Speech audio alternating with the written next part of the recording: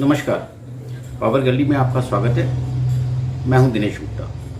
हम बात कर रहे थे मध्य प्रदेश में सत्ता के संघर्ष की जो समाप्त हो चुका है। शिवराज सिंह चौहान की सरकार, भारतीय जनता पार्टी की सरकार अब बचे हुए 3 साल अपना कार्यकाल पूरा कर पाएगी। चुनाव परिणाम भारतीय जनता पार्टी के पक्ष में गए हैं। 28 में से 19 सीटें भारतीय जनता पार्टी ने जीती है और कांग्रेस को 9 सीटें मिली हैं। वो 2 अंकों तक पहुंच नहीं पाई है।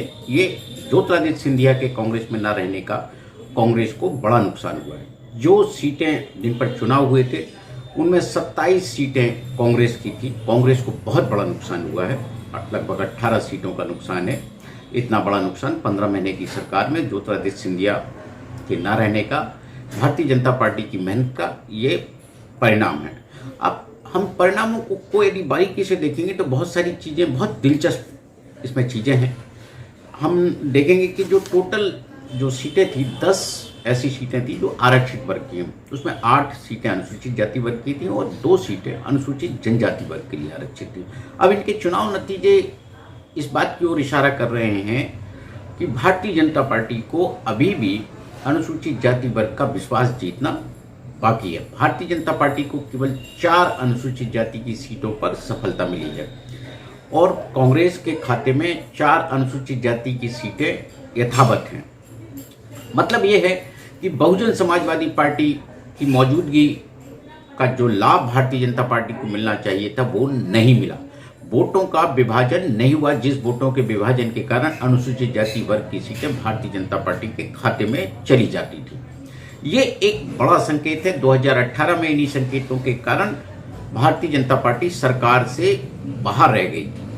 जनजाति वर्ग की जो 2 सीटें हैं उसमें भारतीय जनता पार्टी ने अपनी स्थिति मजबूत की है। दोनों सीटें भारतीय जनता पार्टी के खाते में गई हैं और जनजाति वर्ग में भारतीय जनता पार्टी निरंतर मेहनत कर रहा है। उनका राष्ट्रीय स्वयंसेवक संघ भी भारतीय जनता पार्टी के लिए अनुसूचित जाति जनजाति वर्ग में काफ़ी मेहनत कर रहा है, लेकिन जनजाति वर्ग में सामान्यतः नतीजे भारतीय जनता पार्टी के पक्ष में आने लगे हैं। अनुसूचित जाति वर्ग के लिए भारतीय जनता पार्टी को कुछ नए एजेंडे के साथ जाना पड़ेगा। आप जो है इस चुनाव में ज्योतिरादित्य सिंधिया की बहुत बात हुई, उनके समर्थकों की बात हुई, तो बहुत सारे लोग जो चुनाव लड़ रहे थे वो भारतीय जनता पार्टी के जो है उम्मीदवार थे, ज्योतिरादित्य सिंधिया के उम्मीदवार थे। इस पर अब कोई डिबेट करने की आवश्यकता नहीं है। वैसे आप देखोगे तो सिंधिया के साथ पूरे सारे लोग जो आए थे भारतीय जनता पार्टी में कांग्रेस छोड़ के, वो सारे सिंधिया समर्थक थे, ऐसा नहीं है। सिंधिया समर्थकों की संख्या 20 और 21 के आसपास थी, जो है आप जिसमें से लगभग 14 लोग जो है 14-15 लोग चुनाव जीते हैं। तो इसे अच्छा स्ट्राइक रेट हम ये मान सकते हैं कि जिन परिस्थितियों में ये चुनाव हुआ और जिन आरोपों प्रत्यारोपों के बीच में ये चुनाव हुआ है, तो उसमें सिंधिया के लिए ये बहुत अच्छे नतीजे कहे जा सकते हैं। चंबल संभाग जिसमें जो है मुरैना, भिंड और दतिया जिले आते हैं। चंबल संभाग में से खासकर मुरैना में भारतीय जनता पार्टी को बहुत उत्साहजनक नतीजे नहीं मिले।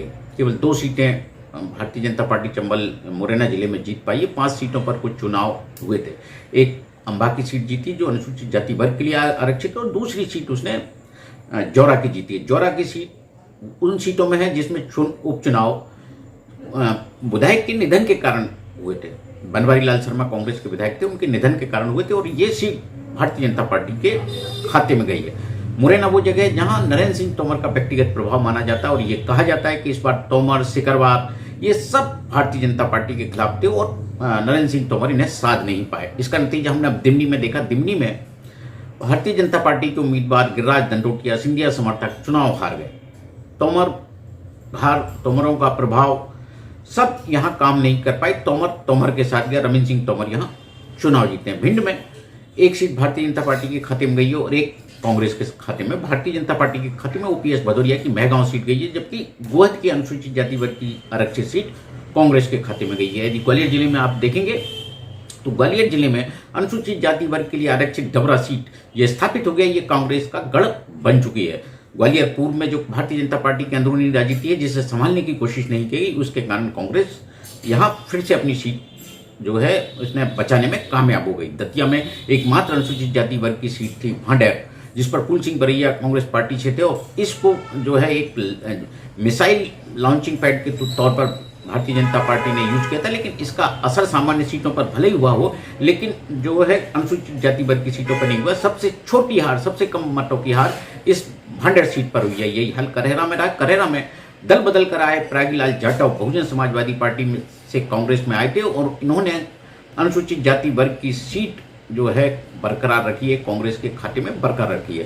तो ये आप देखिए कि जैसे जो अनुसूचित जनजाति वर्ग की जो सीटें हैं वो जो एक नेपानगर है, दूसरी है अनूपपुर, जहां बिसाऊलाल सिंह चुनाव लड़ते। ये सिंधिया के समर्थक नहीं है। एदल सिंह कंसाना जो मुरैना में चुनाव हारे वो सिंधिया के समर्थक नहीं थे। अब भारतीय जनता पार्टी में इस बात के कोई मायने नहीं बचे हैं कि कौन सिंधिया समर्थक है और कौन भारतीय जनता पार्टी का परंपरागत कार्यकर्ता। सब परंपरागत, यदि अपने आप को भारतीय जनता पार्टी के सांचे में नहीं ढाल पाएंगे तो शायद ये आपको कुछ दिनों बाद अलग राजनीति करते हुए दिखाई देंगे। यह सत्ता का संघर्ष है जो समाप्त हो गया है। अब हम अगली कड़ी में अगले किसी कार्यक्रम के साथ आपके सामने हाजिर होंगे, और हमारा तब तक आपसे आग्रह है कि आप हमारे YouTube चैनल को सब्सक्राइब करिए, लाइक करिए और उसे शेयर जरूर